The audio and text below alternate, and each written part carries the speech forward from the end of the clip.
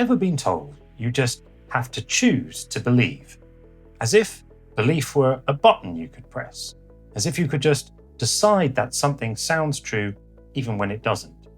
You've got to have faith. Just open your heart. But belief doesn't work like that. Try believing there's a tiger behind you right now. Try believing your phone doesn't exist. You can say it, but your brain won't buy it. Belief isn't a choice. It's a state of mind your brain enters when it finds something convincing. The same way it recognizes that fire burns or that water is wet. You don't choose to believe these things. You just see the evidence and your brain settles on a conclusion. You can pretend, you can act, you can even convince others that you believe, but you'll always know, somewhere deeper, what your mind actually accepts as true. And if that's right, then we have to ask the question most people never dare to touch.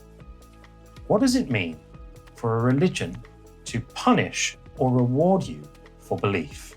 Think about that. You were born into a world of thousands of faiths, each claiming the truth, each warning you what would happen if you picked the wrong one. If belief is involuntary, if it depends on what convinces you, then this whole system turns into a kind of cosmic game show. You're handed a handful of evidence, you're told you'll be tortured forever if you reach the wrong conclusion, and then scolded for not finding it persuasive enough. How could any morally coherent God build a world like that? If someone hid from you, offered mixed messages, let others contradict them, and then blamed you for not being sure, you wouldn't call that justice. You'd call it cruelty. Neuroscience actually shows that this isn't just a philosophical point.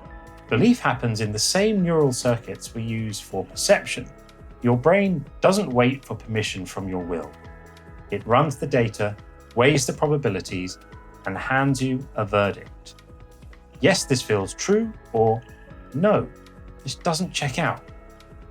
And that verdict appears before conscious thought even arrives. This means that you can influence your beliefs by asking better questions, by listening, by exposing yourself to evidence, but you can't simply decide them. Influence isn't control, and any moral system that pretends otherwise ends up punishing honesty. Think about that.